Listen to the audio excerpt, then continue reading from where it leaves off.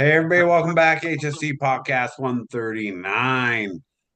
Getting into Super Bowl. So a few weeks ago, but Super Bowl coming up, getting to that. We just had the national championship, Ohio State.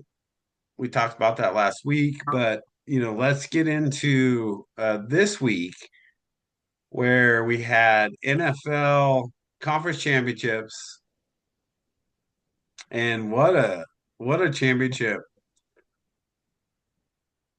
Let's start with conference championships, and then we got a good top five for you later. So don't forget to subscribe and like and listen to the end because the top five we're gonna get to is gonna be really good. I don't know if you guys had some fun looking at the top five Super Bowl players. Yeah, Man, was that crazy? it actually was pretty hard. Yeah. Just picking five, it's hard. Like, cause so one of the things we're gonna get into, we'll get into this later, but what we're getting into is top five Super Bowl performances, and it was tough.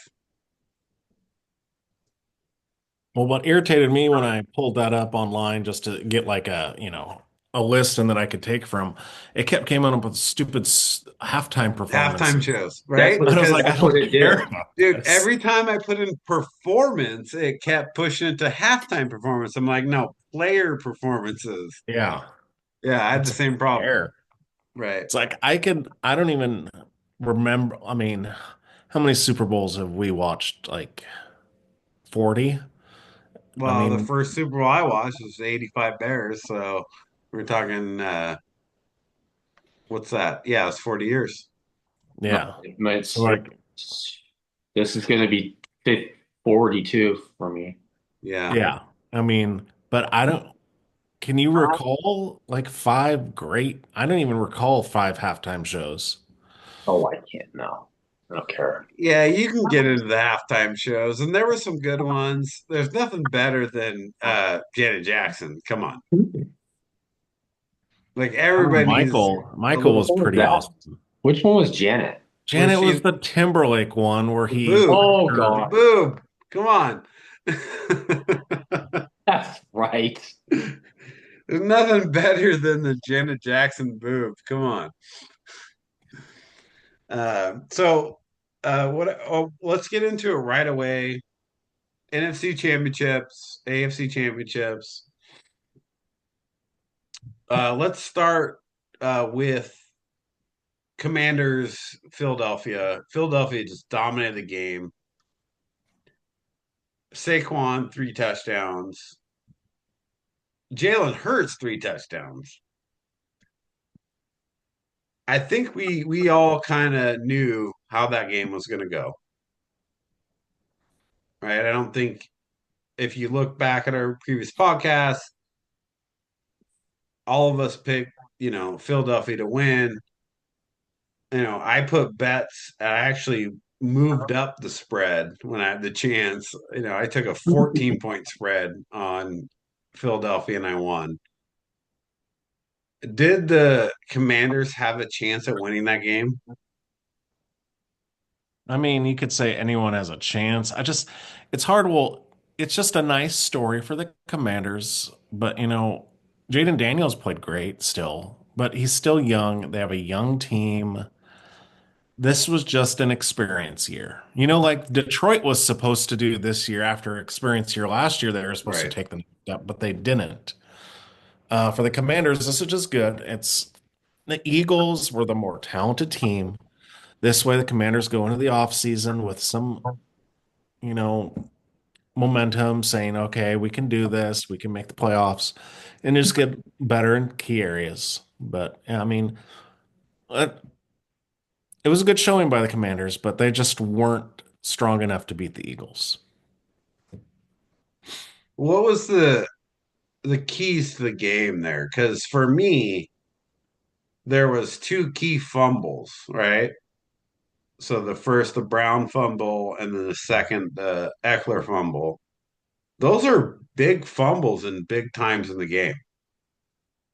Yeah, those were big. It was also with Lattimore is not the same Marshawn Lattimore anymore, and he was Right. going to. But when you're coming back, right, or you're trying to like, you know, still be in the game, both times that their fumbles happened, those were critical times in the game when you're trying to like come back or you're trying to like stay in the game. Each of those happened when they really needed it because they got blown out ultimately. But take away those two fumbles, that changed the whole game. No. But did they really have a chance? So, Wes, what do you think? Did the Commanders really have a chance against Philly? It's kind of hard to say that they did. I mean, again, they 7 red zone touchdowns. You know, the turnovers killed them. But halftime. I mean, it was still manageable. They weren't down by Like an two. 11-point game, right? Yeah.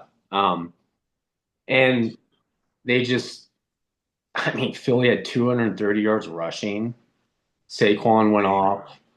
I mean, yeah, at halftime it was fairly close, and then the fourth quarter they just blew them out of the water.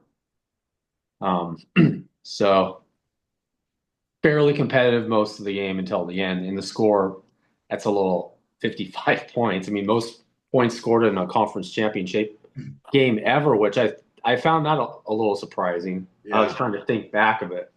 The second, a game that's been in the 50s recently. I think it was the Panthers. The Panthers when they beat Arizona. Would you ever take though the Commanders to win that game?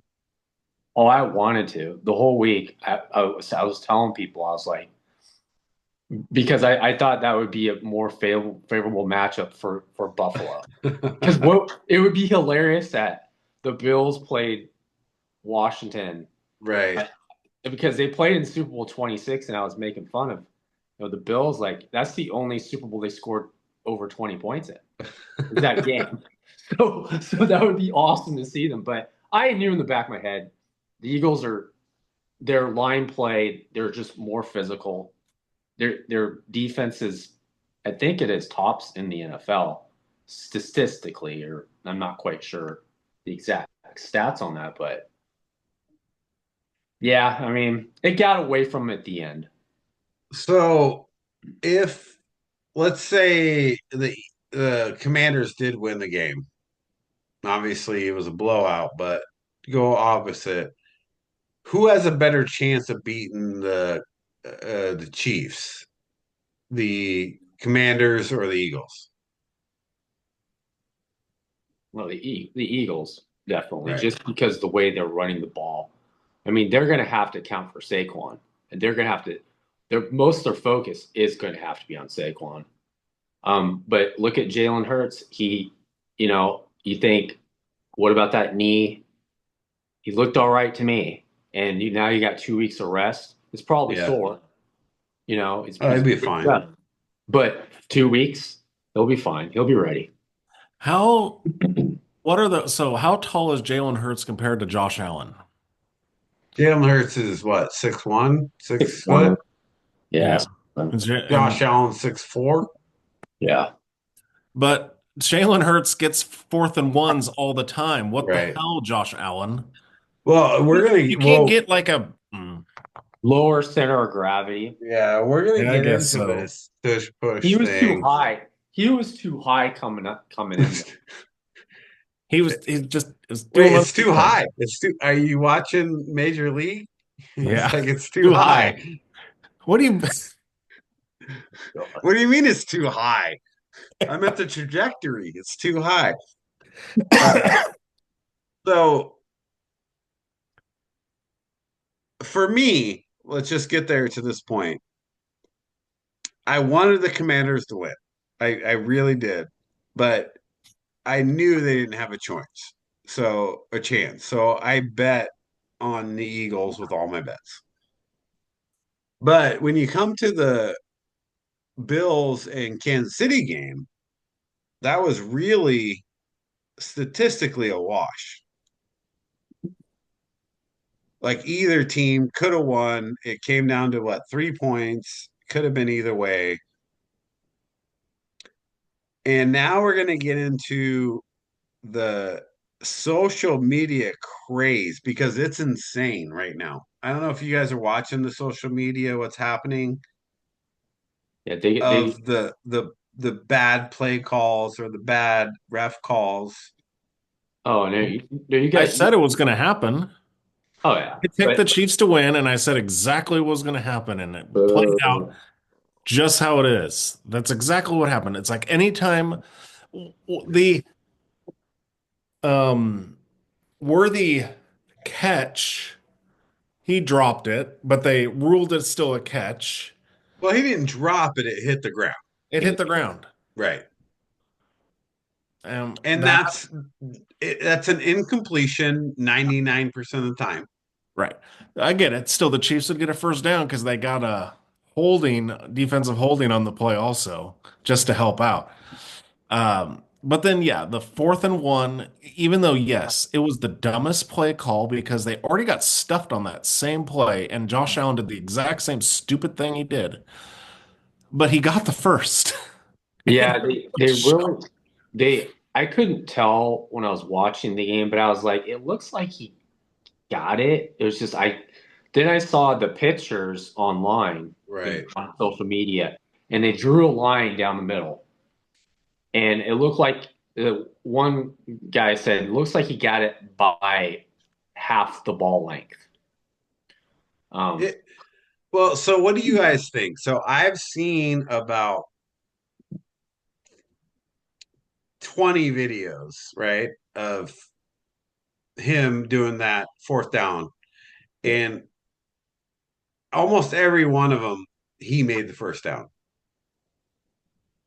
yeah, that looks like it. Well, the problem also is the play before, it was a first down. Yeah, Kincaid made the first down on the 3rd down play.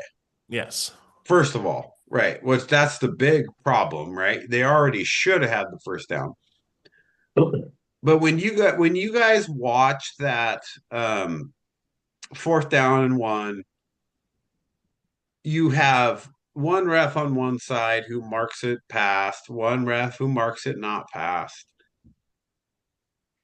But why do we have replay if you're not going to call it correctly?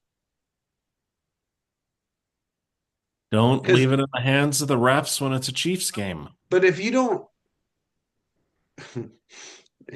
that's a big problem, right? So there's a lot of receipts and there's a lot of like videos of the Chiefs over the last 5 years getting calls in their way. But if you just watch that video unarbitrarily, don't care about the Chiefs, don't care about anything, did Josh Allen get the first down on 4th and 1? Yes. Yeah. Yeah. I say yes. But you can't call that stupid of a play in Kansas City against the Chiefs in the playoffs. How many times have we said this? You can't leave it in the ref's hands, especially So what should they have done then, play. though? Give it to They Cook? got James Cook. How Yeah. many carries did James Cook have Right. Right. at the end of the game? Cook at the beginning of the game, he was hot. He's getting, they're opening up holes for him.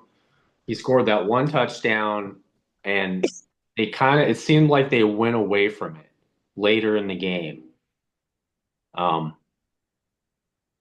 I thought he was the X factor, that he was going to have his biggest game of the year. And it looked like he was going to, and then he just kind of Stop giving him the ball.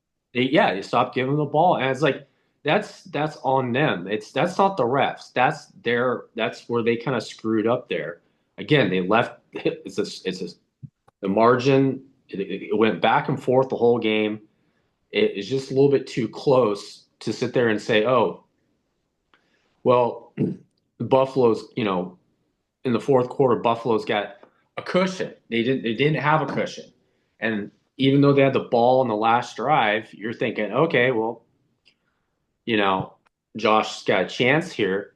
But I don't really like the way the receivers played. Kincaid had the ball right there. I mean, we catch that stuff in the backyard when we were kids. He had the ball. It was right there. It wasn't an easy catch, but you know what? You're a professional football. No, you have to make that catch. You got to make the catch. You got to make that catch. Here's the thing. To be fair, yes, there were calls against the Bills, but they still had a chance to win and they blew it. Right. But I guess the one question I have, and you guys already made the point, which was at that 4th and 1, do you go, tush push, which they did, or do you just give it to Cook?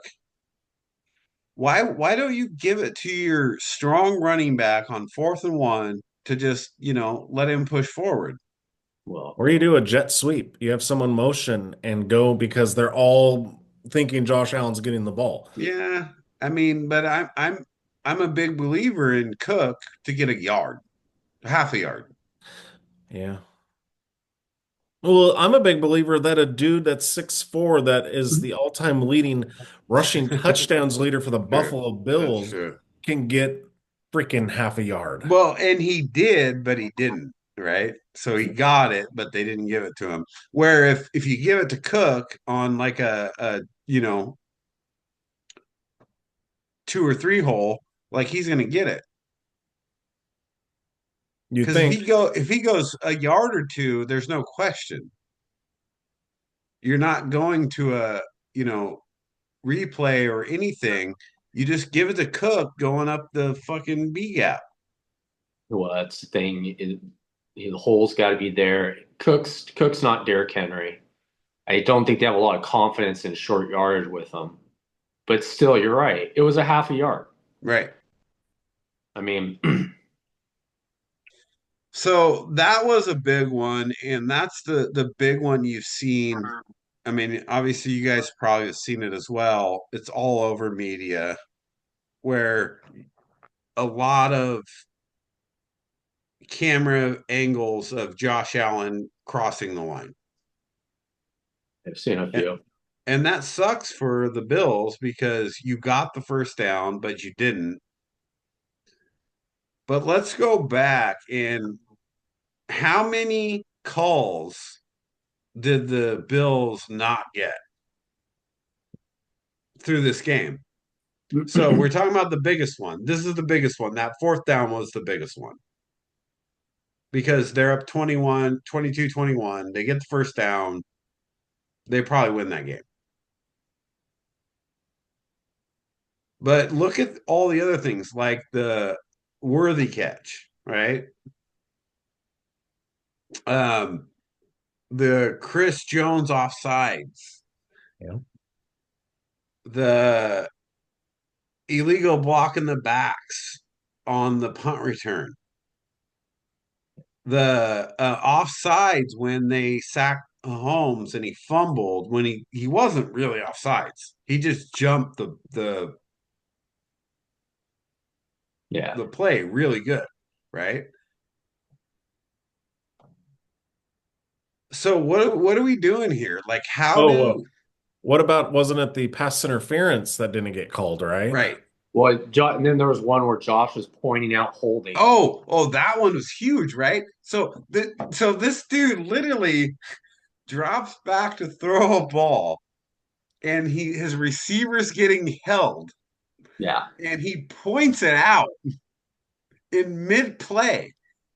I've never seen that. I've never seen anything like that. I've never seen anything where a quarterback is pointing holding mid-play. Yeah. So when you talk about, here's my thing. So stereotypes, right? We talk about stereotypes and you're like, oh, stereotypes are a bad thing. But the reason stereotypes happen because those things happen, right? Well, now one play, The stereotype, yeah, that was kind of the word I'm looking for. It's almost like, remember the personal foul in the end zone where Patrick Mahomes scores a touchdown and the guy's tackling him and he threw a personal foul on him? Right. That's just shows you right there the favoritism. You can't touch Patrick Mahomes in those situations, and the dude's just making a football play. And so they throw a flag on that, and it just shows you right there. It's a Well, because a stereotype isn't a stereotype if it keeps happening. yeah. Like, Well, the problem is too is like, okay, we're fans and everything, but when the announcers are like, I didn't see where the flag was. I don't know why that was a flag. You know what I mean? When the announcers are saying it. and also there was one where Romo says, "Oh, there's a flag on the field," but then they picked it up. He picked it up, yeah. That one. So they picked up the flag, even though the announcers already said there's a flag. You threw the flag, but you picked up the flag because the outcome was what you wanted it to be. Yep. Mm-hmm. So you threw the flag in anticipation of him catching the ball. But since he didn't catch it, you're like, oh, we'll just pick up that flag. There was so much in that game that when you think about um, stereotypes, right? You say it because it happens. At this point of the last 5 years of the Chiefs, you can't say that it's not happening because it keeps happening. So Especially lately, especially the last couple of years. It's excessive. it I is mean, excessive. it's last year and the do-over third down play, that was the worst thing I've Yeah, seen. the Cincinnati. Oh, that's crazy.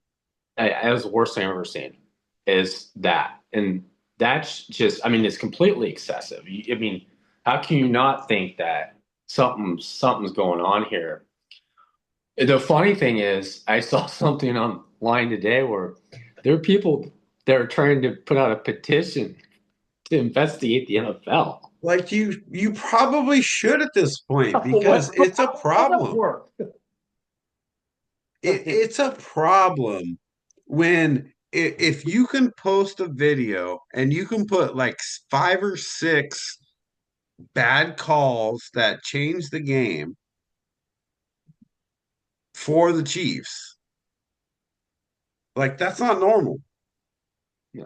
And And that's my other thing, because for the Chiefs apologists and everyone, oh, the Chiefs get the same amount. I mean, they get called the same amount as everyone else.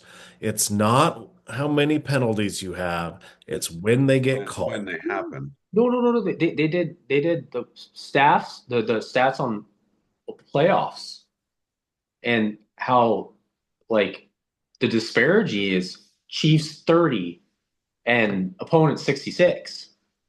I mean, there's it's also the amount and Well, when they're when you called. do the total amount, that's different, right? And the Chiefs' total amount is way more for penalties for them.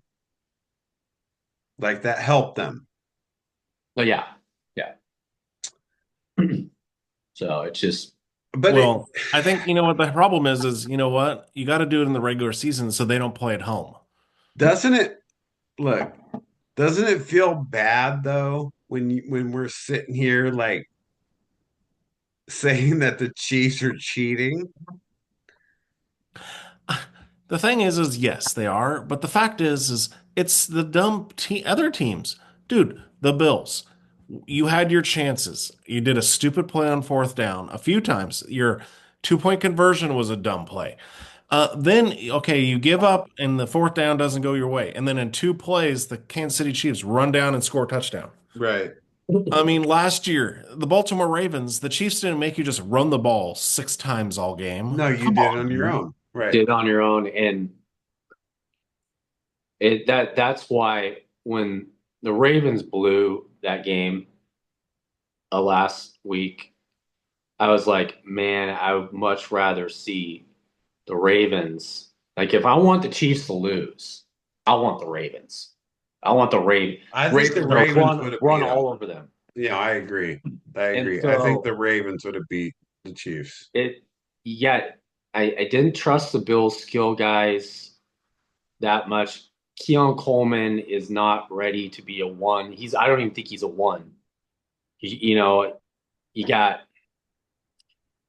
they need more weapons. What happened to Cooper?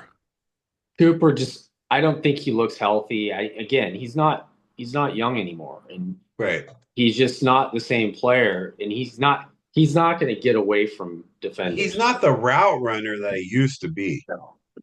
Because he used to be a really good route runner. When he came in the NFL, especially played for the Raiders, like he was a great route runner. Yeah. But he's And not that anymore. Well, I mean, the thing Shakir is actually their best receiver. yeah, Shakir is the best. Right. Well, then Curtis Samuel turned it on in the playoffs. yeah, he got better. It's just I still think you need that Diggs presence Right. for Allen to really extend I agree. the Or, trunk you play. know, novel idea, just giving James Cook the ball more. Right. That because those were their chunk plays. He was having a game and he just kind of fizzled out. Well, and let's just go back to Josh Allen for a second because you did not have the game that you should have had, number one. And if you're going to beat the Chiefs, like Josh Allen had to play better. He just had to be Superman, and he just Right. wasn't. He You usually got to control the game, right? and he's got to get he's got to be more deliberate on just taking off Right. because you're light at the receiver position. Guys aren't getting open. Kansas City's defense is elite, and they have the best coordinator in football.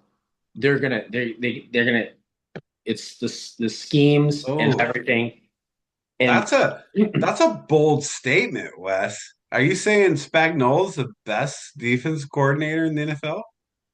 yeah, well, he's Probably. top three. He's one of, top three. Look the way he's I mean, he was the D coordinator of the Giants that beat the undefeated Patriots. Yeah. yeah.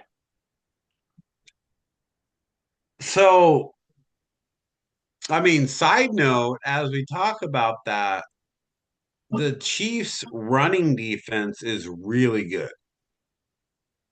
So now you bring in the Eagles, who at this point are all about running the ball. I don't know. Is the Chiefs' run defense that good? They are. They're top five.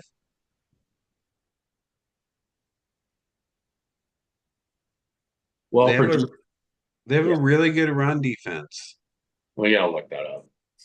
I don't really know. I mean, but overall defensively, I mean, when you have an offense which is uncharacteristic of the Chiefs to be in the bottom half of the league the whole year, not score 30 points at all until this last week. I mean, they didn't have a 30-point game all season. Your defense has to be pretty good. Well, they've struggled on offense all year. Yeah. So their defense is holding teams down enough for them to win. Right.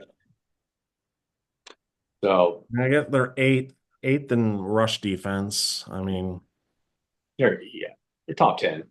but yes, that's good. I mean, if you look at the games, the playoffs, they haven't really stopped the run. No.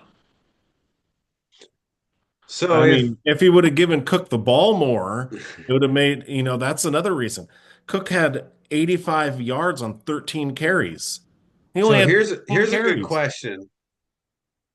Saquon under over 115 yards. Over. He's going to get 30 carries. Yeah. So Derek says over. Wes, what do you think? 115 yards, over under. let's say that, yeah, over, Over. because he's gonna have they're gonna give him touches, and like even if he doesn't average, he doesn't have any the big explosive plays, he's still gonna get 5, 6, 7, 8, right? And they're gonna keep giving to him because they're gonna wait for that explosive play, him to break it. Well, if you give him 30 times, right, at 5 yards a carry, it's 150 yards. Well, About the between Mixon and Cook, they were averaging 5.75 yards a carry. Right. Yeah. So if you give Saquon 30 carries, he's going to get 163 yards. 172. So, I mean, even like 120 yards, I think he would get, or 20 carries, But- I think he would get. So okay, what if 150. Spagnola stacks the box though? You That's- have to throw the ball. that's Well, you got AJ Brown and Devontae Smith. Yeah. That's the thing with the Eagles. The difference between the Texans and the Bills compared to the Eagles is they have a number one receiver Yeah. and they have a number 1A. And they've got Zach Ertz. no, well, it's not Ertz anymore. No, it's Oh, Goddard. Goddard. Goddard. Yeah. Goddard. But It Yeah, used to they're have gonna- Ertz. I mean, Casey's number one. We're going to hear this for 2 weeks about Saquon versus, it's all going to be the conversation. How do you stop Saquon Barkley? And assuming that Spagnol's the coach, that he is the way he's going to give him different looks, is the one look that's going to be consistent is we are going to do everything to stop him. And Right. we will take the risk of Jalen Hurts. If You're, he beats you- us, he beats yeah, us. you're going to make Jalen Hurts beat you. And And without the fumbles, the last time they played in the Super Bowl, Yeah. Jalen Hurts was ungodly against them. Right. and so, but it was enough. Yeah, the fumbles. And so it was enough. And they didn't have Saquon back then. But look, dude, everybody on paper should have beat the Chiefs. The Raiders. But yet here they are in the fucking Super Bowl again. Yeah, it's just But here's the difference. The Eagles have experienced the Yeah. Chiefs in the Super Bowl once before. Yeah. And now they've got Saquon Barkley. Right. Which is a huge addition. But I think And their defense is better. Jalen Hurts has regressed. Well, he's been hurt too. he's hurt. And yeah, He doesn't have to do it all anymore. No. He just has to be a game manager. yeah, between the read option and him running, he's got weapons. He's never going to be Drew Brees when it comes to throwing the football. He was never that in college. That's what he basically, he wasn't looked at as a real accurate passer. And as far as making decisions, not the best, but with that athletic ability and those weapons, it's good enough to beat the Chiefs. He just So- can't make mistakes. He can't turn the Jalen ball over. Hurts, 230 passing yards, over or under. Steve's just trying to get us this stuff so when he makes all his bets and I'm wins. trying to help my bets out here. Come on, guys. 230 yards, over or under. Let me look here. So he had It wasn't. He had I'm going under. I'm going under 230. he had 230 exactly. I'm going under 230 because I think if you're the Eagles, you're going to win this game with Saquon rushing the ball 30 times. No, I'm going to say over, but not by much. Yeah, I'm going over because I think that's their number one priority is going to try and stop Saquon. Right. So And the you thing think is they have to everyone's going to be change- looking Yeah. about stopping Saquon. And, Right. Hurts is getting another week off Right. so he can get a healthy. little more healthy. And you do have AJ Brown, Devonta Smith, Dallas Goddard. Like you got a good You have a good And receiving if core. anything, though, that Saquon might have a big game catching the ball. Yeah. Almost like he's Dalvin Cook. No, it's almost like he's Dalvin Cook. Uh, But you get Saquon on that 15-yard, receiving yards. That's a good bet. oh yeah, I think that is a good bet. I guess realistically, the Chiefs, though, here's the problem. Here's the problem I have with I don't care if you're the Eagles, I don't care if you're the Bills, I don't care who you're playing the Chiefs. They keep finding a way to win. You got to And physically dominate them. when you have a team that continues to find a way to win, they get a lot of momentum. They get a lot of confidence. this is what it is. You got to crush them early. Right. Here, that when put in different. Yeah, you need to sweep the leg. Sweep the leg. This team, you're not in a close game. They're going to win almost every time. Eagles got to come in and they got to dominate. Right. If they don't grab a couple touchdown lead, they probably won't win. And you know what? Make them catch up. You know, put 21-3 on them and say, you know what? Okay, Patrick Mahomes, you're the greatest ever. They can't score that many points. They can't.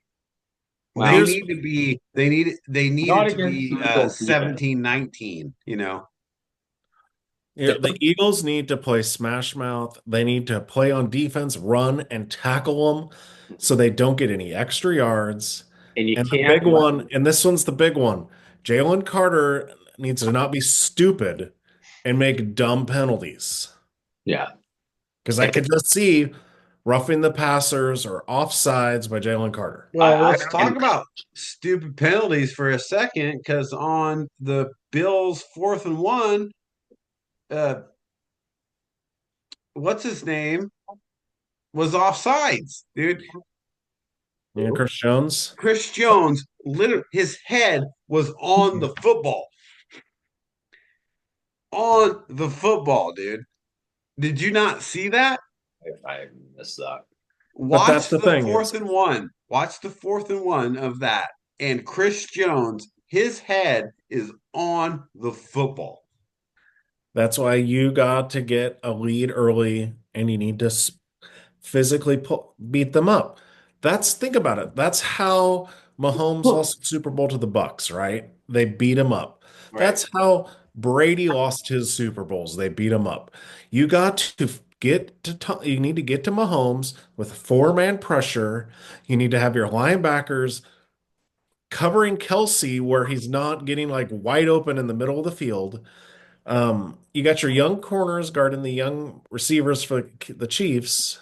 You had that 2 years ago. But here's yeah, you had like a fluky fumble though too. But another thing is you cannot let him run, Mahomes. No, you can't let him scramble. He has gotten away with too much lately. I don't know why you don't spy him sometimes. But he's gonna. I watched the Houston Texans game where he ran that 30-yard play. The right defensive end, he just ran like he was going to be on the left. I'm going to run on the left side. I'm like, you got to keep contained. Mahomes is the retarded running quarterback, dude. Nobody can tackle him. He's like this, running. It is. He just goes, and you're like, dude, why isn't anyone hitting him? Right. Yeah. It's ridiculous. I'm actually, unfortunately, I don't think that the Eagles can beat them. I don't know yet. I mean, I hate to say this because I don't want to see the Chiefs three-peat, but the Eagles don't look great. Yes, you blew out the Commanders, dude. They're trash. Commanders are trash. They're not that bad. They're trash, dude. Come on. They beat the Lions. The Lions probably could have sent out their sisters and played better. The Lions just gave it up, dude. Well, here, but again, this is Philadelphia is a physical football team on both sides of the line, but it's not like the Chiefs are not physical on Right. those The fronts Chiefs are either. very physical up front, dude. It's going to be a battle, and then it comes down to, all right, who's in the back end? What are you doing on the back end? How are you going to make sure both quarterbacks don't run all over you? Dude, it comes down to two players, Jalen Hurts and Patrick Mahomes. Who's the better player? Well, I mean, the better quarterback is Patrick Mahomes. The Patrick better Mahomes. player is probably Jalen Hurts. Who's the better football player? Like if you're going to take a guy, like I'm saying, Wes, draft your team. Here's Jalen Hurts, you have Patrick Mahomes. Who are you taking?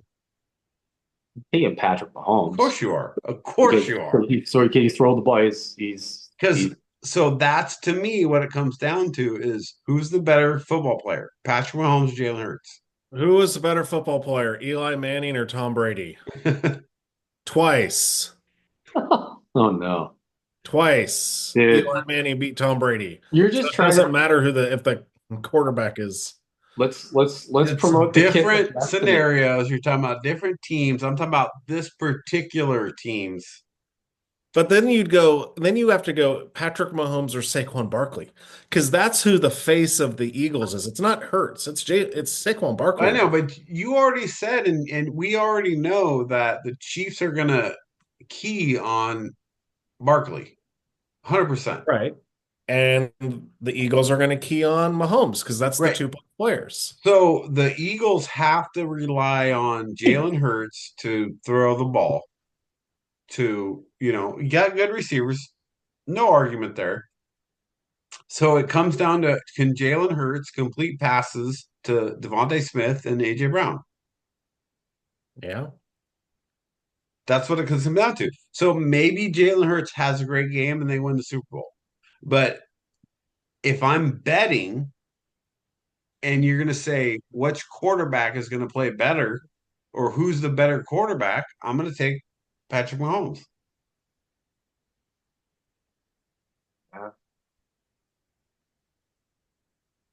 Because if that's who's going to make my decision, because look, Jalen or Saquon Barkley has killed it this year. He's a great running back, but the Chiefs are going to stack the box. They're going to do it. Yeah. Right. And then the last time Hurts was in the Super Bowl, he threw for 304 yards also against the Chiefs.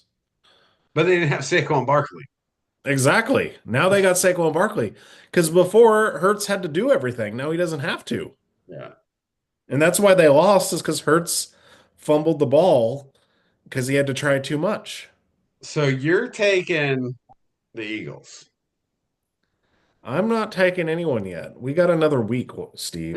well, we got to talk about it. That's what we're talking about here.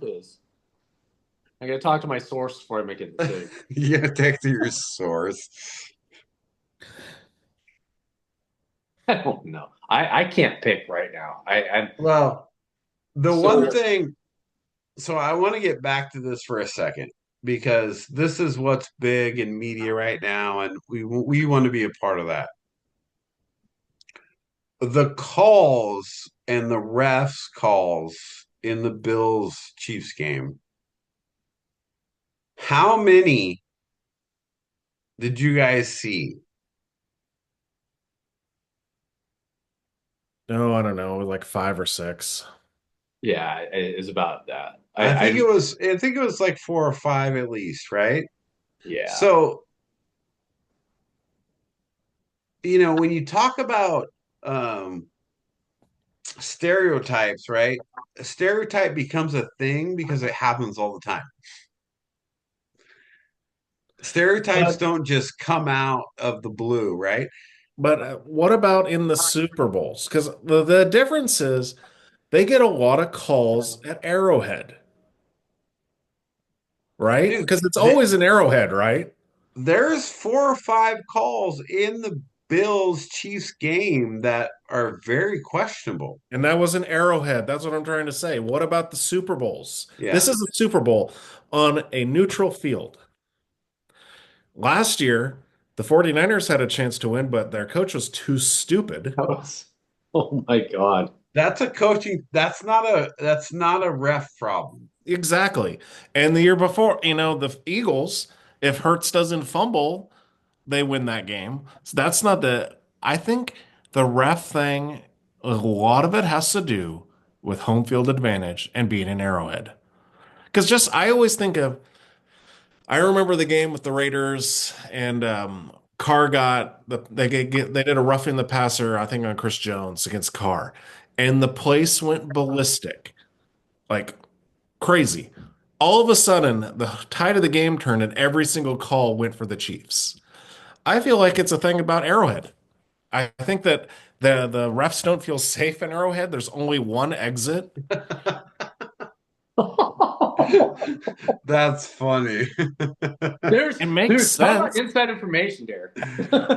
He's like, he can't get out of the stadium. Dude, it makes sense.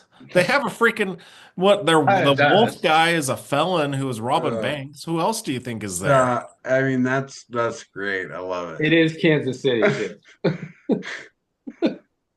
Oh it. no. But like, come on. The Xavier Worthy catch, right? The ball, the tip hit the ground, and 99% of the time of games we watch, that's an incomplete pass. Yeah.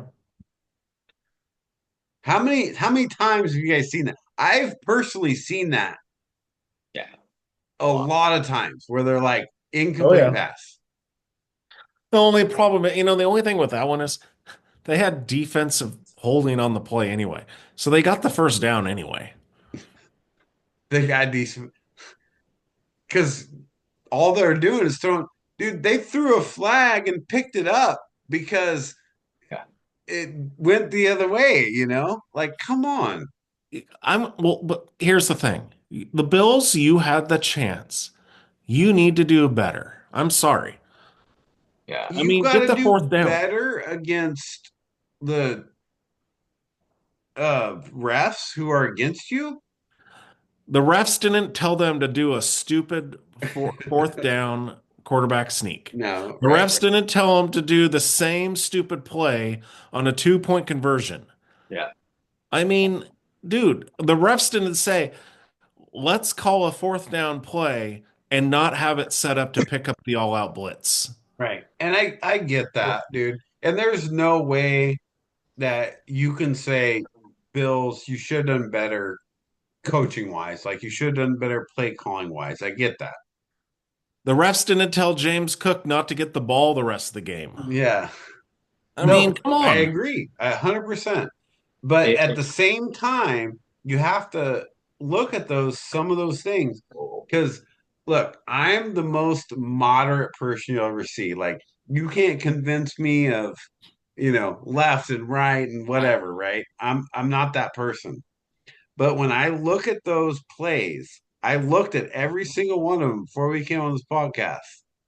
And I was like, wow, that's tough. That's really tough to not call the offsides, to not call that incomplete.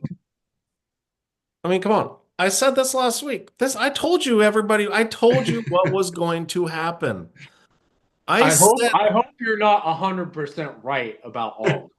but I said against Buffalo, I'm the only one. You two picked Buffalo. I picked Kansas City, and I told you why. What happened? Exactly how I Yeah. said.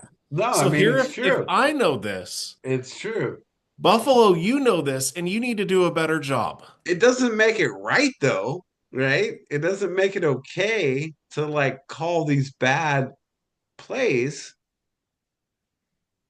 because when you look at that, okay, let's just take the worthy catch. Let's just use that as the example.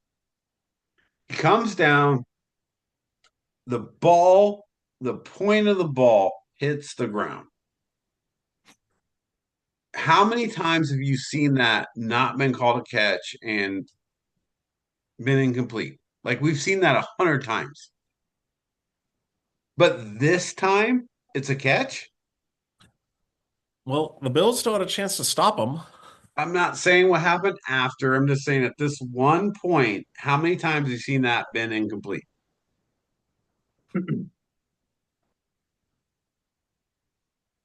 It doesn't matter. It doesn't matter.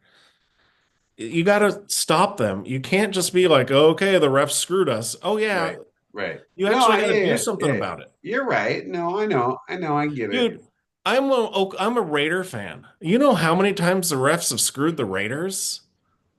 Yeah. Right? I mean, seriously, to look throughout history, immaculate reception, tuck rule. I mean, come on, dude.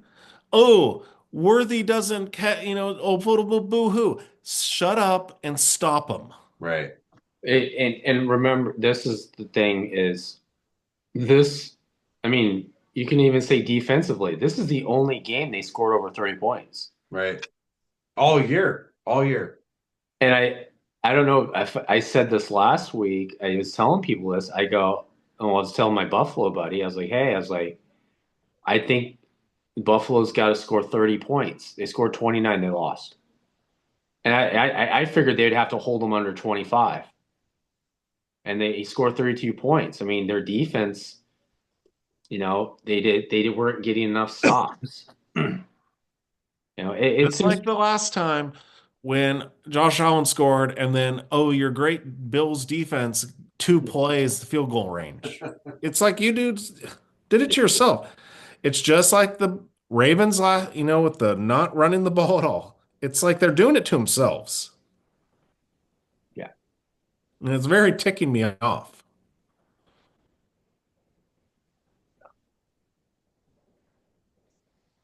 No.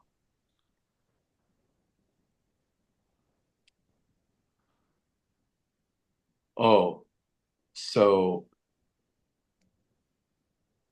are we just doing the Super Bowls we've watched personally?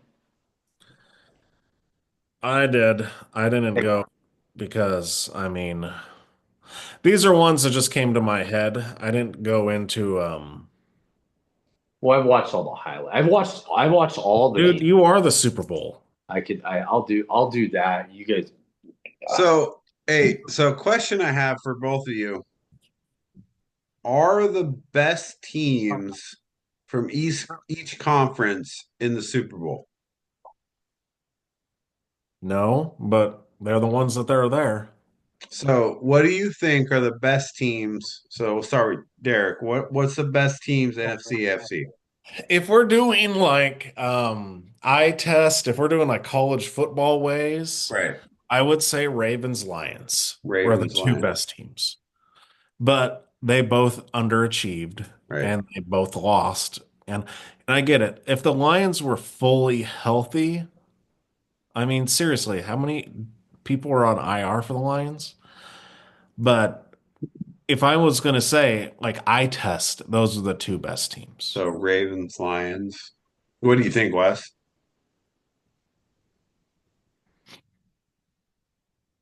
yeah, I'd say the Ravens. I'm gonna go with the Eagles because it was about week 4, and Detroit was killing people, but I saw what the Eagles were forming as far as just physicality on defense, the explosiveness of Saquon Barkley, and you saw the weapons. And Jalen Hurts is good enough, but the injuries. If it wasn't for the injuries, of course it's Detroit.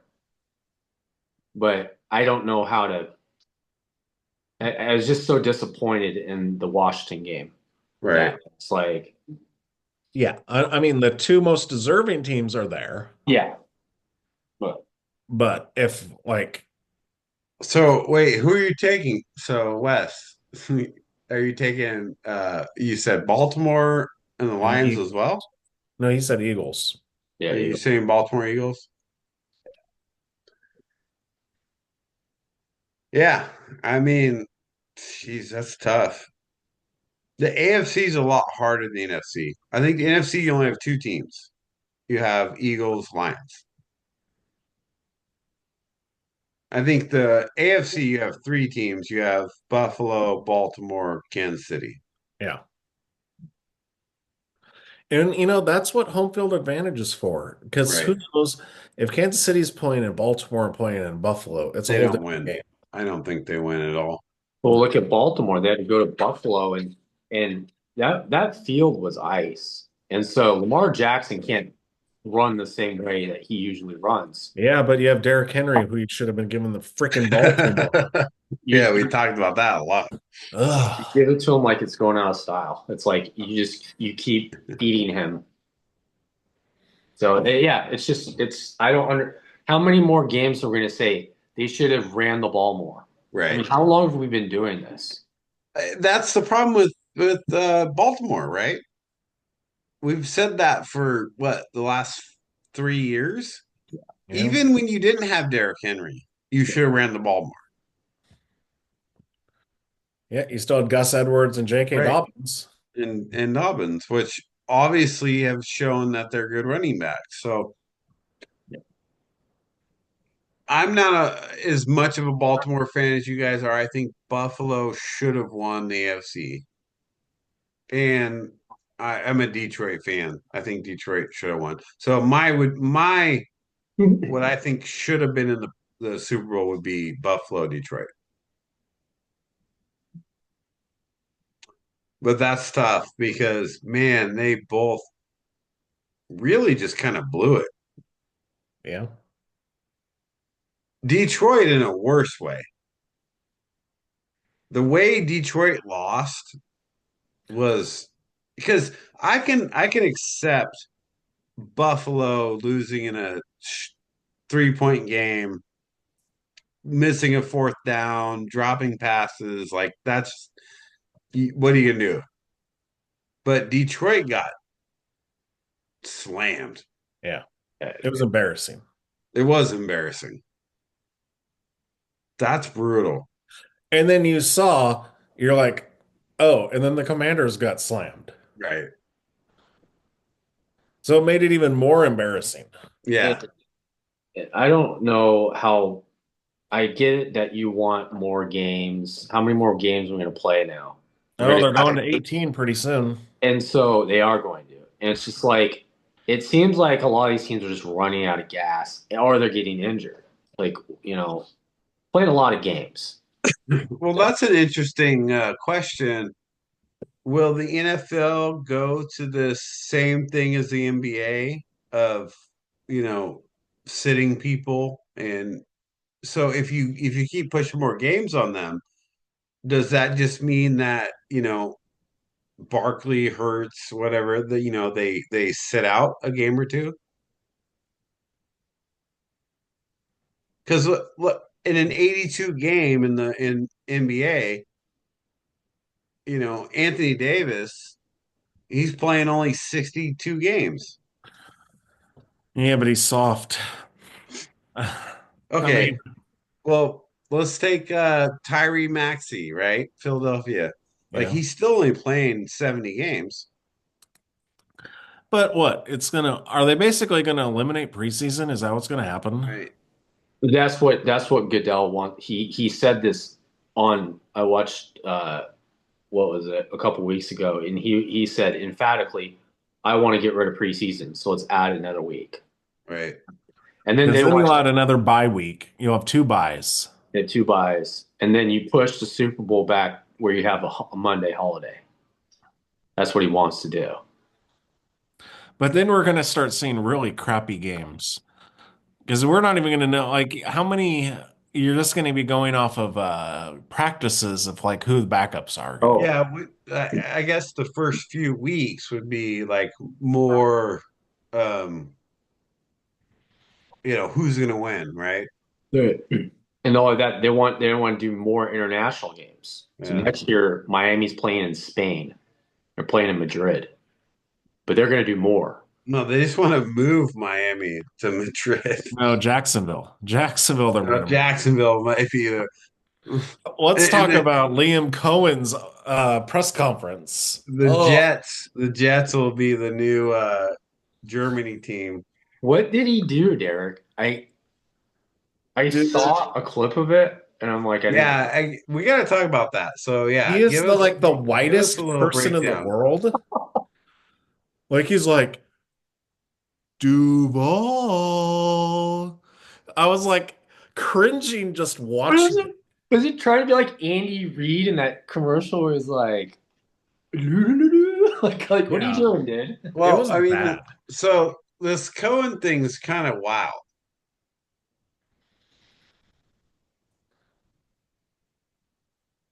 I guess I don't understand, why he is hiding, what he's trying to do.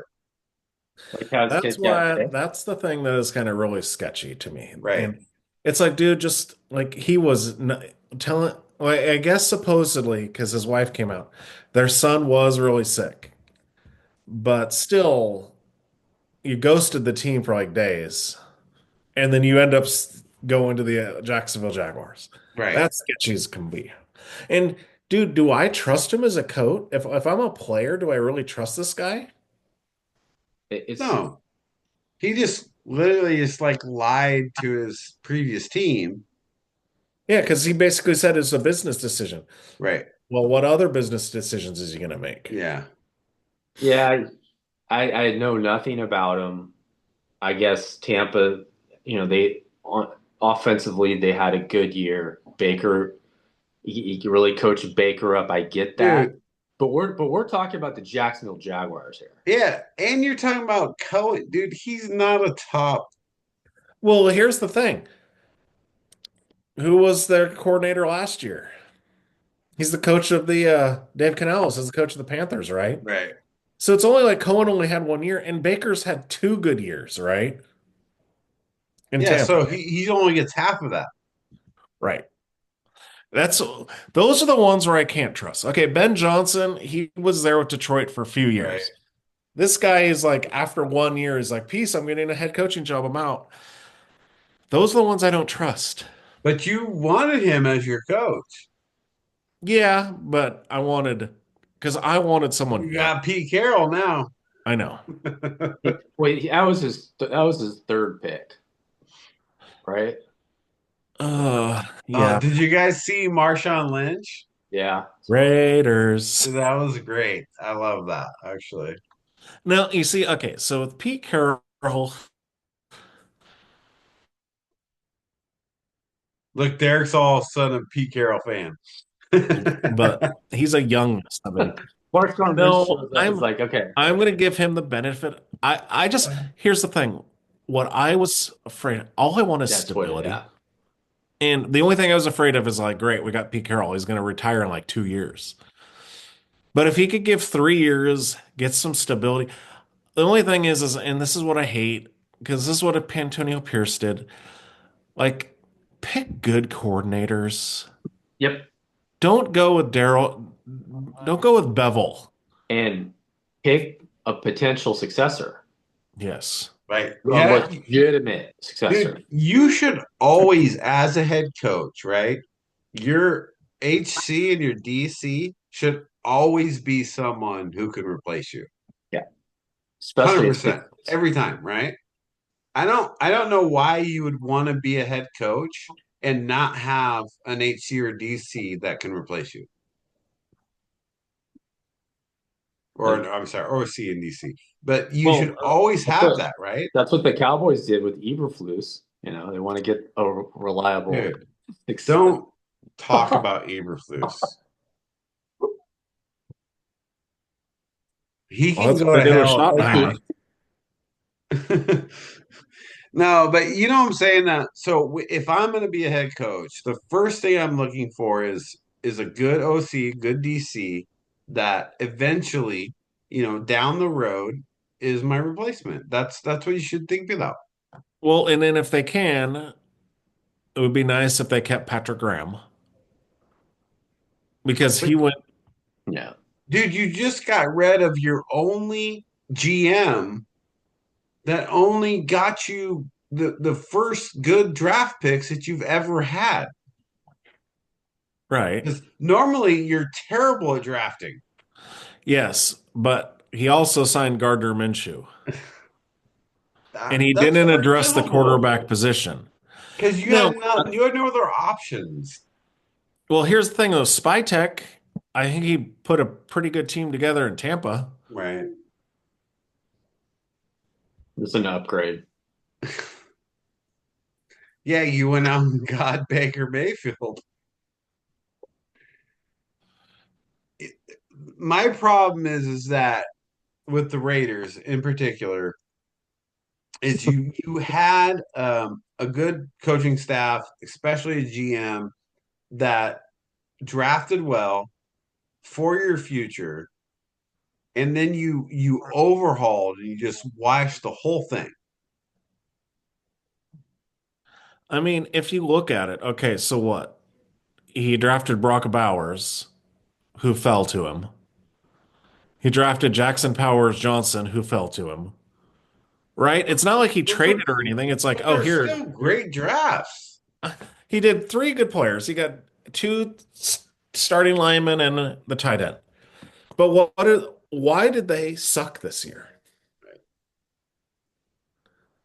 Because they Gardner. had no players. Like They I had don't no know. quarterback. There were 6 quarterbacks taken in that draft, in the first round, right? But they couldn't get any of them. They could have. They Yeah. could have traded ahead to get Bo Nix if they wanted him. Right. That's not a normal trade ahead though. Because you don't nobody knew what Bo Nix was going to be.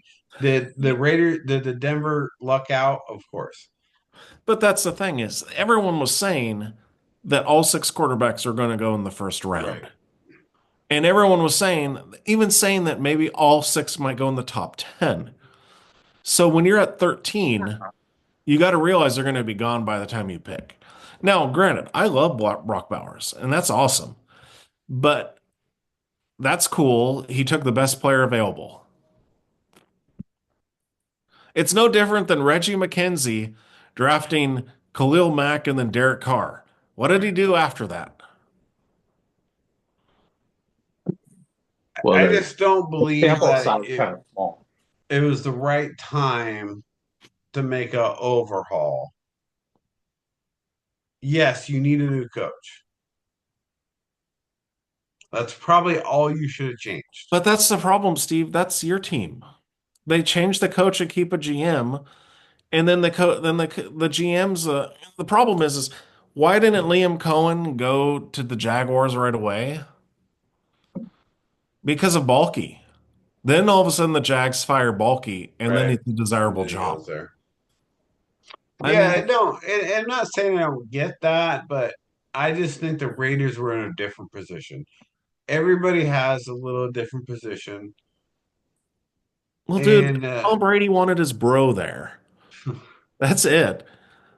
Tom Brady didn't agree with Telesco. yeah, He that's brought right. in his college roommate, Right.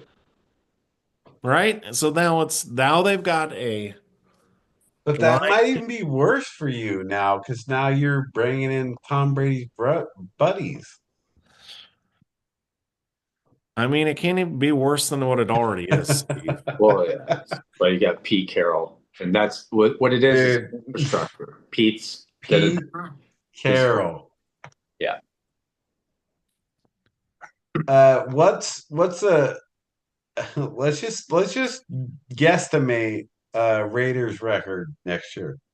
You can't do that until you find out who the draft is. draft. I still think Pre-draft, way too early. Raiders. they can have record. 7 or 8 wins. Playoffs. Playoffs. You got to realize too, they were I'm giving them 5-12. Here's the thing, dude. It's You had how many? The Raiders had so many injuries also. What was the Bears' excuse for their record? They didn't have any injuries. Caleb got killed. They had horrible coaches. Okay, so the Raiders. Okay, they fixed that. I mean, I'm not saying they're any different. I'm just saying you asked what the Bears' problem was. They had horrible coaches. Right. And then the Bears switched coaches.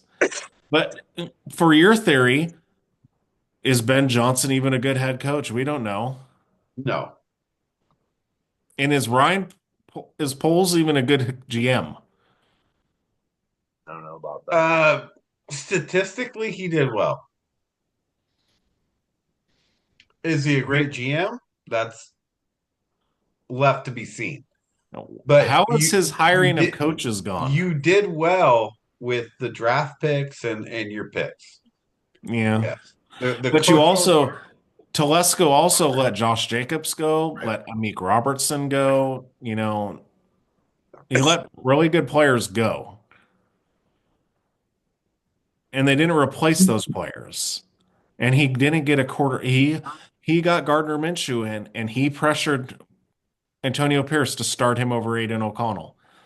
That right there gets you fired. Dude, look, Aiden O'Connell's no better than Gardner Minshew. You Let's know just get who's the last person to beat the Chiefs in Kansas City? that. Aiden freaking O'Connell. Something Josh Allen can't do. Is Aiden O'Connell the guy you want to ride? Come on. No, but he's Okay, better than Gardner let's just get Minshew. that straight. He's better than Gardner Minshew. He put Yeah. up 60 points on the Chargers. He beat the Chiefs in Kansas City. Yeah. He's done more than Caleb Williams did in his rookie year. Is that your quarterback? No, No. He's I'm on the just team. saying No. he did better than Caleb Williams, so you Right. can't talk really trash about him. Caleb Williams actually had a better year than you would think. I know, but so did Aiden O'Connell last year. Yeah. I But mean, I'm just not riding Aiden O'Connell. no. He's your backer. Yeah. Dude, if you're the Bears and you have a draft pick and you had no quarterback, are you trying to get a quarterback? Yeah, Because of course. You have so to. Telesco needed a quarterback and he didn't get one. Right. That's why you're fired. The Raiders don't have the luxury of having the number one pick every other year like the Bears. But maybe that's Ryan Poles. He did a good job. Of having the most losses. You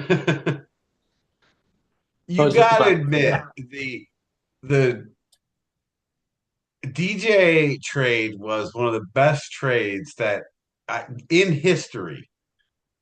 Maybe. It doesn't even matter. I get even if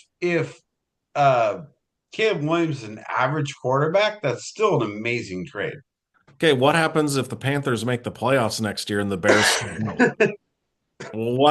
Is that trade the best trade in history then? Wes, what do you think about the Panthers making the playoffs next year?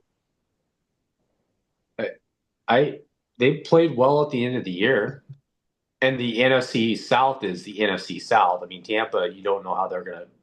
New Orleans, I mean, I don't think it's going to happen. I think they'll improve. They'll win like 7 games, maybe. But did Bryce Young at the end of the season play better than Caleb Williams? So, Wes, I got $1,000 right now that says the You Panthers don't make the playoffs, and then you got $1,000 that says they do. Which one are you taking? Oh, I'm not taking them. Right. Make the Okay. playoffs. So now we're at the Okay. same. Now say the same thing about the Bears.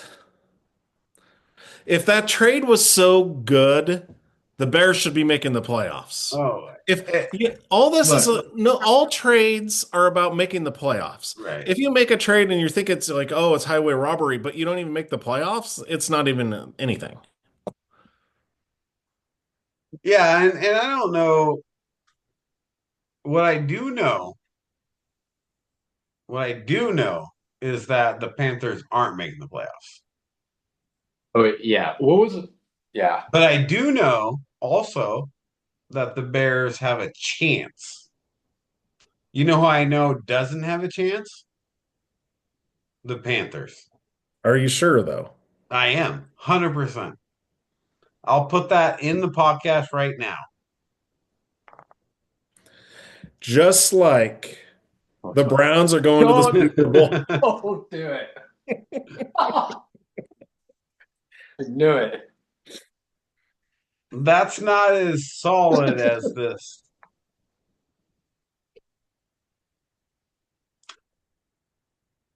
Panthers will not make the playoffs. Yeah, you're probably I right. do know this. The Panthers and the Bears had the same record this year. No, I mean, if you have a horrible coach, you're not going to play well. And you don't have an offensive line that gets your quarterback sacked more than any other quarterback. 60 Okay, tell me times, what the Panthers have. Steve says they're not making the playoffs, and they don't, they suck. And do they have a good coach? No, but they have the same record as the Bears. So how is it that the Bears coaching was so bad that they have a same record as a team that has no talent? Because they're now bringing a new coach. They have good talent. Dude, Derek, just for 1 second, compare the Panthers' talent, actual player wise, to the Bears and tell me that it's equal. And it's not equal, but the record is equal. So Don't, that's all that matters. doesn't matter. I'm asking you about the player talent. Upside. Do the Chiefs have the better player talent than the Bills or the Ravens? I'm not talking about the Chiefs or the Ravens or the I already Bills. I'm said the talking about Bears the have the okay, Bears are the most underachieving team in the last right. 30 years. They have all the talent and they're losing. They're 5-12. It doesn't matter. I'm talking about the team right now. Who has more talent on their team? The I Bears or said the the Panthers? freaking Bears do, Okay. dude. But you know what? It doesn't matter if you don't win. Yeah, of course. But that's not what the question was. The question was who has more talent? No, the question was before was the greatest trade in the history of everything, but you can't make the playoffs with that great trade.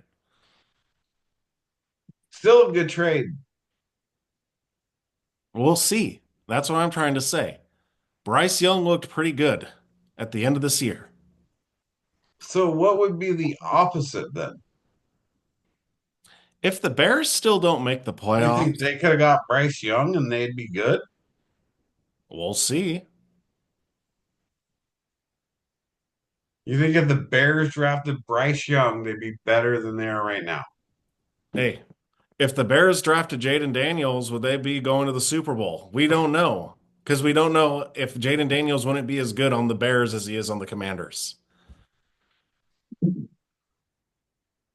There's no way like you can compare Bryce Young versus Caleb Williams, DJ Moore. That's crazy.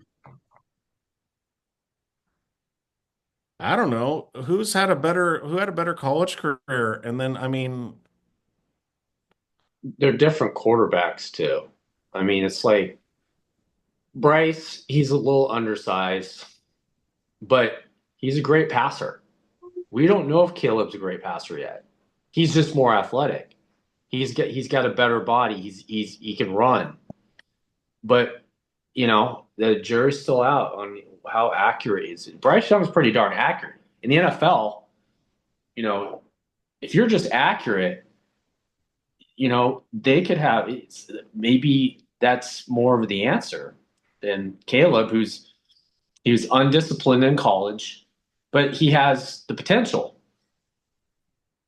but I mean, I'll say this: Caleb Williams is more talented than Bryce Young, but more Oh talent yeah, doesn't physically. always.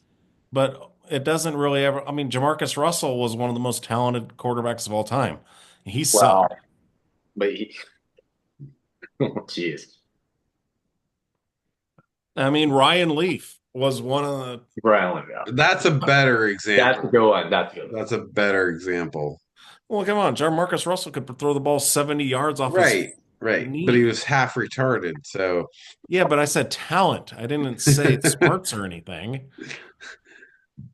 no, yeah. No, I mean, yes, physically, Jamarcus Russell had a lot of physically amazing talents.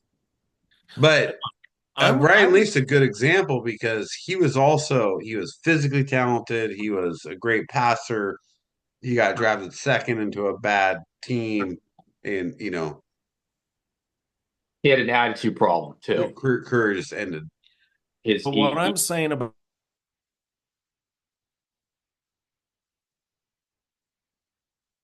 of trades are like, oh my gosh, that's highway robbery. If it doesn't still produce playoff wins or championships, it's still not that great a trade. Right, right. You know, No, if we're I get that, but at the same time, even if you got a few better players out of the trade, like you still won. It's still a well, good just trade. like think about this. The Khalil Mack trade. Everyone thought the Bears won, right? No, But no one won. No one got any I better. never thought they won that trade. A lot of people were like, oh, you got Khalil Mack. Yeah. And they didn't, I mean, he didn't do anything to move the needle. The Raiders wasted those draft picks. The only trade, okay, of course, the biggest, greatest trade ever is what? Uh, what's his name? Uh, Herschel Walker, dude. That Yes, was the trade. that is the end all be of all Right. trades. That's the only time the Cowboys have been good in the last whatever. Well, they sucked the first year, Yeah. 1-15. But the draft picks just Yeah, because they got like 7 draft picks. Yeah. Which, and who knows, because the same thing happened with the Cowboys. They had a very bad first year after everybody said you made the greatest trade ever. They had a bad year. And Well, then back then they didn't even think that was that great. They were like, you gave up Herschel Walker. so when the Bears win the Super Bowl next year, what? Like the Browns. The Bears lose to the Panthers and Oh, gee. Ben Johnson, come on, dude. I mean, look, dude, what are you comparing to the Raiders? I mean, it doesn't matter. they're actually very similar. That's what the funny thing is. All right, well, let's get into our last top 5 here. So we got top 5 Super Bowl performances, not halftime performances, by the way, because that's all that comes up when you Google it. So we're gonna go HSC top 5 Super Bowl player performances. So what do you got, Derek? You lead us off. Let's go number 5. Wes is not going to like my number 5. Timmy Smith. Huh? Timmy Smith. No, I almost put him on the list.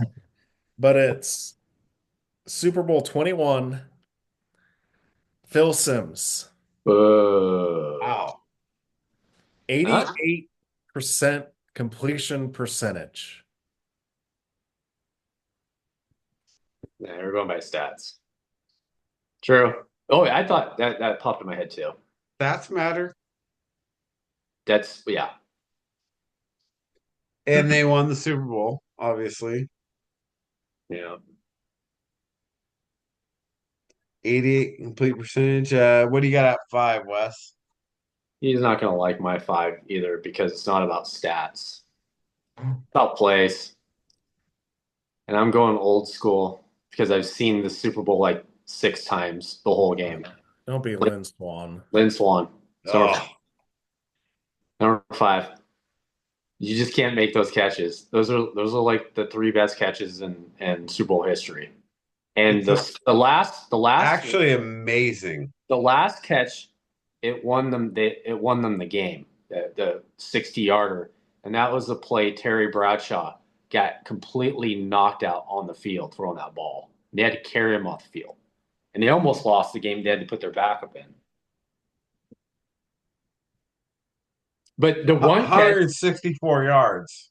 Here's the thing. The one catch they don't talk too much about is when he was like he was almost out of bounds. He jumped up and caught the ball and got both feet in. It was just stupid. I mean, that's great number 5. My number 5 is Nick Foles. Look, dude, you come in as a backup quarterback and you beat Tom Brady. You throw for almost 400 yards and 3 touchdowns, and you win the game. You have to make the list. So Nick Foles in that game, I mean that it was great, dude. The first touchdown pass to Alshon Jeffrey, and then you got the what do they call it? The Philly Philly special. special. Like, come on, dude. He's got to be on the list. So I'll I take Nick almost, Foles. yeah, I had him at, he was like 7, I think. Yeah, I got to put him on the list. So, all right. Number 4 best Super Bowl performances. Wes, what do you got? Yeah, Black Sunday, baby. Marcus Allen, Oh, so good. 210 Yeah. yards of total offense, 2 touchdowns. Oh, probably the greatest run in Super Bowl history, where he reversed field, went all the way across the field, ran it for a touchdown, and he catches Pat Summerall. Like, it was actually, he got actually kind of excited because he normally doesn't get that excited about the run. Yeah, it was. Yeah, I love the Super Bowl highlight of that. But I've watched the whole game. I don't remember the kid when I was a kid, but I've watched that game about 3 times. Yeah, when he's like he's running across in the backfield and he cuts up, Yeah. that's one of the greatest runs you'll ever see. So I have that at number 6, but that's a great. Yeah, I love that one. So my number 4 is Lynn Swan. So Wes already mentioned this, but the catch is, first of all, it's the catch, right? One of the most famous catches you'll ever see.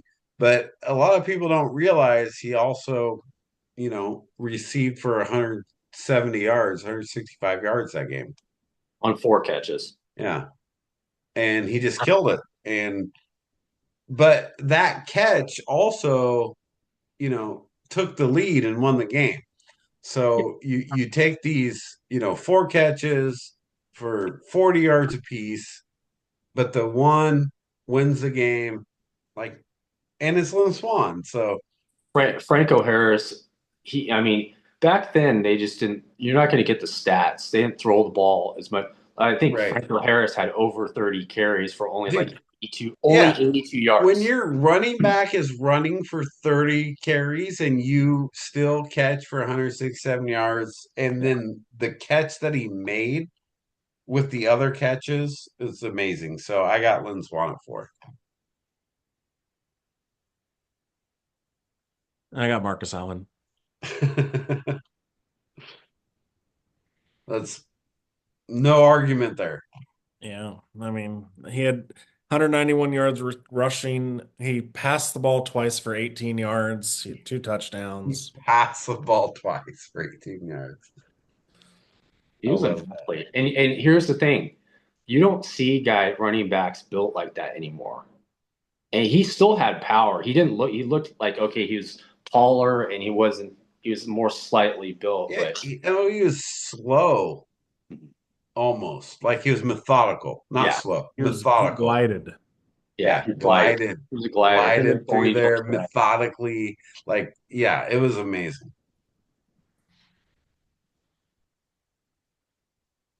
So number 3, I'll start off here. I got Terrell Davis. The 3 touchdowns, 57-yard game. He just dominated that game. There's a lot of other things you could say, but when you have a guy that just you can't stop running the ball, not a lot of big runs, a lot of short runs, but you still run for 160 yards and you hit 3 touchdowns. That's Terrell Davis. I'm taking that number 3. This one, he got the monkey off his back. It's Super Bowl 29. Steve Young Oh, 6 touchdown passes. 6.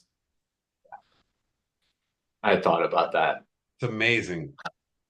I mean, just the stats on it. He had a passing rating of like over 130. Yeah.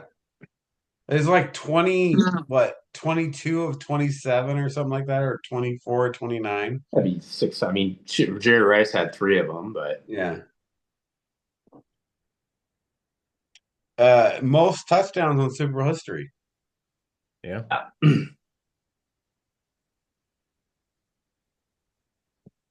Wes, what do you got? Oh, it gets tougher, tougher, tougher. I'm gonna go with Jerry Rice, Super Bowl 23. Over 2 yards receiving, 11 catches, but it was the moments, those catches, and the Bengals, they were beating them up. You know, their offense wasn't doing much the whole game and all they could do is the only thing that worked was throwing to Jerry Rice, 11 times for that many yards. He pretty much had most of the yardage. Of course, he didn't catch the touchdown pass, but still, I mean, John Taylor did. John Taylor. But still, he had so many big catches. Oh, he killed the game. Yeah. Killed it. Like he dominated that game. Number, what are we at? 3? Derek, what do you got? That's 2, right? Oh, two, yeah, it's two. Wait, do we have? Did you do three, Steve? I don't think you did 3, Steve. Yeah. Oh, okay. Wait, so Nick Foles. Oh, yeah, yeah. No, I said Lynn Swan, Nick Foles. Yeah. And there's three. Oh, John Riggins. Yeah.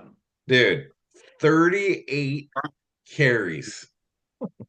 Dude, 38 carries in the Super Bowl. I don't care if you had 38 yards. Dude. Dude, when you carry the ball 38 times, that's beast right there.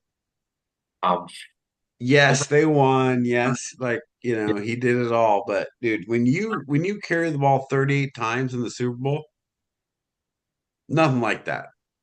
Like, and show me another dude that's carrying the ball 38 times. that was the first Super Bowl I ever watched. And I was rooting for the Dolphins, and my dad was rooting for the Redskins. And I remember him breaking off that run, and my dad just talking trash to me. I'm like, dude, I'm like 4. I was a Miami Dolphins fan ever. Like 4.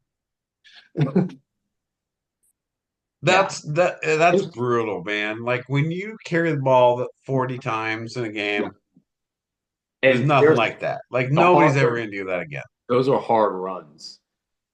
Saquon this year might be the only one that comes close.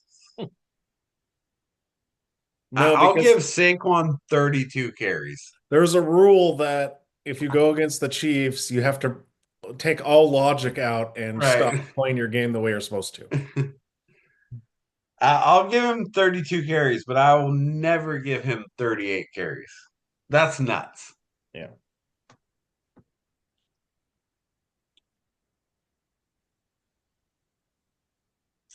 All right, so now we're at 2? Yeah. Yeah. My number 2 is Jerry Rice. I mean, 11 catches, 215 yards. Yeah.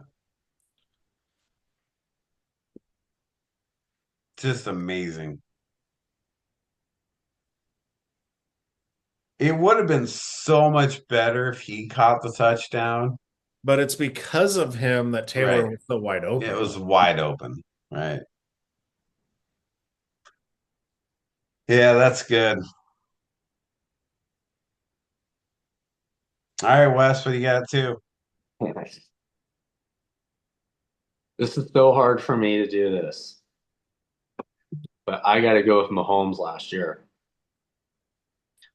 333 yards, 2 touchdowns, 66 yards rushing, and they're all in big moments. He had to play.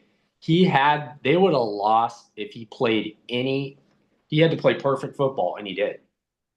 I hate to admit it. Played perfect football. Right. But you are picking Patrick Mahomes. I know. Got it, dude. No, you don't have to. You might as well pick Eli Manning, dude. Get out of here. Maybe that's one. It's the kick of destiny. No, I get it. Like, you gotta give guys due. Like, how many Super Bowls this guy won already? Come on. And he's gonna get a third or a fourth? Oh, no, we don't know yet about that. No, come on. You know he's winning. Come on. But it'll be the last one because the script will be over because Kelsey's It tired. is the last of the script, but still, like he gets his three-peat, and as you said, Taylor Swift and Travis Kelsey get married. Like that's the way it's gonna go.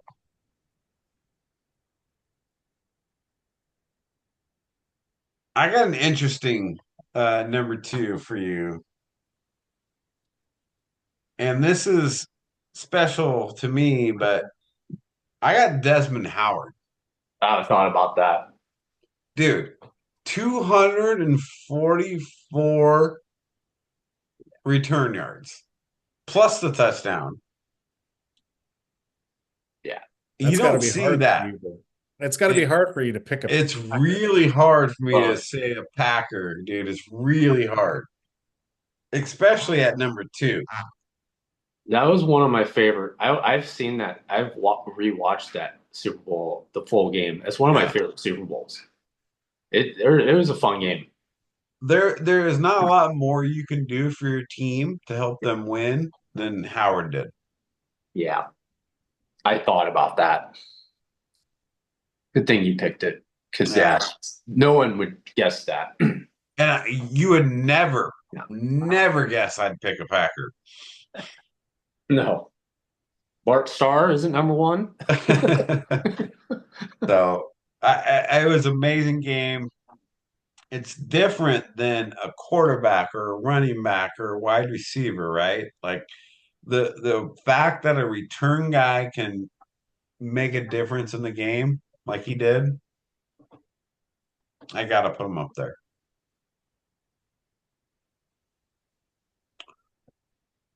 All right, number one, Wes, what do you got? I got Tom Brady, Super Bowl 51, 2017. Watching the game, we're thinking it's over 28-3. And we start watching the game. I'm like, they're starting to come back here. They got 2-point conversion. Right. Then they get to 28-20. And I was like, man, they're going to come back and win. And Derek's like, I got to go home. That was the game. That's the game he had to go. And I was like, the thing is, I knew they were going to come back and win, and I didn't want to watch it. Yeah, you were the biggest fan back then. Well, you know what's funny about that game? Because I have that game on my list. It didn't make the top five. It wasn't Tom Brady. It was James White. Well, but here, yeah, it was James White. But Brady, he's like, we have to score. We have to score on every possession. And I swear he ran 3 plays. All right. He couldn't stop every time. He always made the right decision. You know, White, though, White had 3 touchdowns. Oh, yeah. And 2 2-point conversions. And you know, the Falcons would have won if they would have ran the freaking ball. Oh no. I'm not against Tom Brady on that one, but I'll tell you, I think James White was the MVP.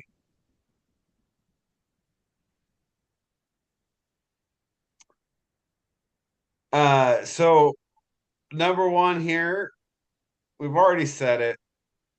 It's Steve Young. Come on, dude. 6 touchdown passes in the Super Bowl.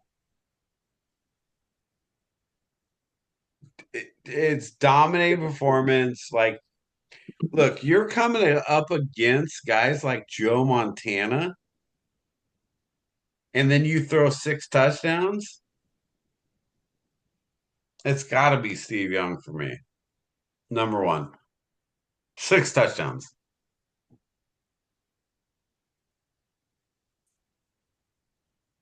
What's your number one, Derek? Who's better than Steve Young? The guy that kept him on the bench. And that's Joe Montana is my number one. Super Bowl 19, 331 passing yards, 3 touchdowns, 59 yards rushing, 1 touchdown. Right. In regulation, West didn't need overtime like Pat Mahomes. In the 80s, he did that. It was the Dolphins' defense was not good though. So he had to compete with Dan Marino, and he outplayed Dan Marino, and he had 59 yards rushing. Oh yeah, That's what's crazy. Because he also had a 300-yard, 5-touchdown Super Bowl. Yeah. But I thought this one because of this was pre-Rice. Yeah. Right? yeah. This was without Jerry Rice. Right. Yeah, Yeah, that's a good one. yeah. He was methodical. Steve Young, he didn't have many yards. He had like 275, I think, something like that. Oh yeah. And it was against the Chargers. It's the Chargers. It's probably the Chargers' only Super Bowl. It was, the Dolphins screwed that up. They should have been there, but then I thought about it. They would have worked them over about the same. Well, let me give you a honorable mention. Timmy Smith. That's the first thing I said. Derek's gonna say it. Derek's gonna do Timmy Smith. Timmy Smith is my honorable mention. Oh yeah. 200 yards, dude. I can't believe he didn't win MVP. Right. But Doug Williams, like, come on. Yeah, he had 1 quarter. Doug Williams had 4 touchdowns in 1 quarter. But Timmy Smith broke the rushing game record, and he didn't win MVP. 22 carries, 204 yards. It's like they just got the guy off the street. I was like, who the hell is Timmy Smith? I'm like, I'm 12 years old. I know a lot of football players. Yeah. Where did Timmy Smith come from? Now, talk about this, Wes. Because Steve brought up Nick Foles. Doug Williams was a backup too. Right. They had a backup quarterback and a backup running back, and they annihilated the Broncos. Right. And 3 of the best receivers you'll ever have, though. Like that, those are good receivers. Yeah. And the Broncos had comparable receivers, though. Yeah. Not as good. They had 3 good receivers, too. Yeah. Not as good as but Monk was towards the end of his career. It doesn't matter. Still great. And you got Gary Clark and Ricky Sanders, right? Those are really good receivers, dude. Yeah, but you had the cocaine trio of Vance Johnson, Jackson, and Ricky Nattiel. Ricky Nattiel, yeah. Yeah, it's not bad at all. But they just got dominated. But Timmy Smith, dude, just killed it. Because it's not like he rushed 10 times, like broke every one for 20 yards. Dude, he rushed for 22 times. Well, my favorite story is our friend Jay is a huge Broncos guy, and when he was in school back then, he bet a friend, like I think it was like Mike Tyson's Punch Out.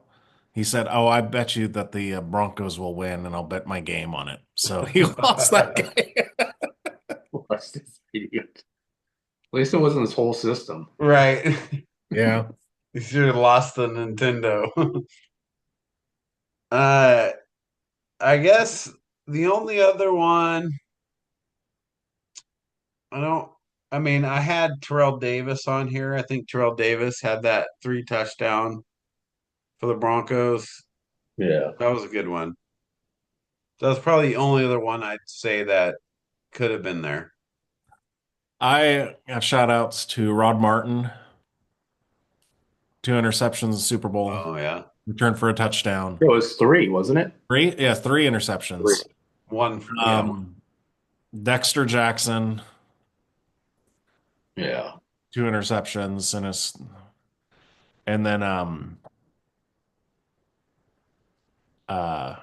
yeah, those are because I wanted to put some defense. I was thinking about some defensive Well, guys. Larry Brown. I was thinking Von Miller. Oh yeah, Yeah. Von Miller, dude. That was one I was The considering. safety and Yeah. multiple sacks. Malcolm Smith. Yeah. Yeah.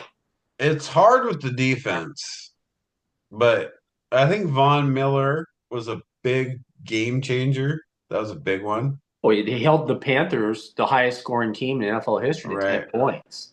You know? Why were I forgetting? Well, dude, last year's Super Bowl, if they would have won, it was Jennings, right? Oh, dude, Jennings. Yeah, dude. He had a crazy Great game. game. Which is crazy because the 49ers have such a good team. And then Juwan Jennings is the one out there like Keeping him afloat. right, yeah, going nuts and keeping you in the game. That was such a wild game, dude. Yeah. But the Larry Brown one was pretty big too. Dude, Neil O'Donnell just threw it right to Threw it right I mean, to it's him. not his fault that he threw it right to him. Just saying that Wow. was a big those are big plays. I don't know.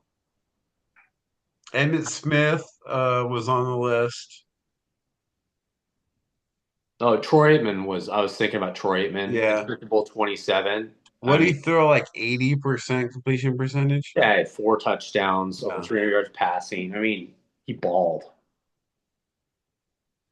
Otis Anderson. Otis Anderson. Yeah. I mean, he's I mean, if you that Super Bowl Costa has to be the worst quarterback. Oh, in Super Bowl history?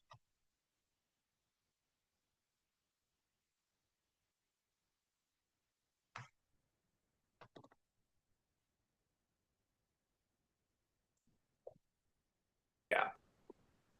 It there you go. was so bad. Back Like in his time. throws in that game were so bad. And if they didn't have Otis Anderson just running the ball nonstop, I think he had almost, like 27, 28 carries. Hostetler has to be. I mean, Wes, you'd probably know this better, but he's got to be top 3 worst quarterbacks in Super Bowl history. Oh yeah. Yeah. I mean, I Dilfer was better than Hostetler. Dilfer, dude. I mean, If you're calling out Trent Dilfer, I mean, dude, Brad Johnson is better than Hostetler. I was gonna say Brad Johnson is probably better than them both. did Brad Johnson win a Super Bowl though? Yeah, with the Bucks. Well, Super Bowl Bucks. Raiders. He was the quarterback? Yeah. I guess their defense just played so Ferragamo was good you better. didn't know who the quarterback was. Now Vince Ferragamo was a backup too. Pat Hayden in Super Bowl 14 was their starter. He got hurt, and Vince Ferragamo came in and he almost beat the Steelers. They probably should have won that game. Now, Grant, isn't Tony Eason like the worst? Oh. But he wasn't a backup though. He was the starter. I know. But he wasn't the starter. It was Grogan. Grogan, yeah. Grogan was the Right. starter. Then Right, Eason right. came in. Right. Yeah, he's got to be. Eason, yeah, you're right. Eason is the worst. He got annihilated. Dude. But also you're going against the 85 Bears. Come on, dude. Like, that's not fair. You're like, hey, by the way, you get to be quarterback against the best defense ever. But I guess we'll say Hostetler is the greatest, worst quarterback to win a Super Bowl. Right. No, I actually You like did another Hostetler. top I'm 5. good with Hostetler. I'm okay with that, dude. I'm good with Hostetler. Yeah, but like out of all the quarterbacks to win, right? He was the worst. Yeah, he was, dude. Of the, Dilfer is a real good comparison. Bill for real. He is. Because most of the other quarterbacks are pretty good. That's tough. Yeah. All I need right. to. Well, let's wrap it up here. Thanks for listening. HSC Podcast 139. Don't forget to subscribe and like. We'll have a bunch of shorts coming out for you listening. We'll wrap it up here with our Super Bowl picks. Super Bowl champion. Derek, what you got? We're not going to wait till next week. No, what's your super champion? Eagles. Eagles. Eagles. Eagles. Let's go, Eagles. And I'm going Eagles. So we got 3 picks for the Eagles. Super Bowl champions. Thanks for listening. Don't forget to subscribe and like. We'll see you next time. Yeah, looking at